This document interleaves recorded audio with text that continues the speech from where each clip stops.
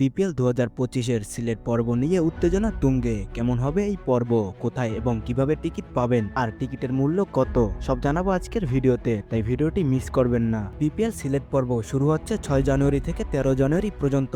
এই ৮ দিনে মোট ১২টি ম্যাচ অনুষ্ঠিত হবে। সিলেট আন্তর্জাতিক ক্রিকেট স্টেডিয়ামে জমজমাট এই ম্যাচগুলো দেখার সুযোগ কেউ মিস করতে চাইবে না, তাই না?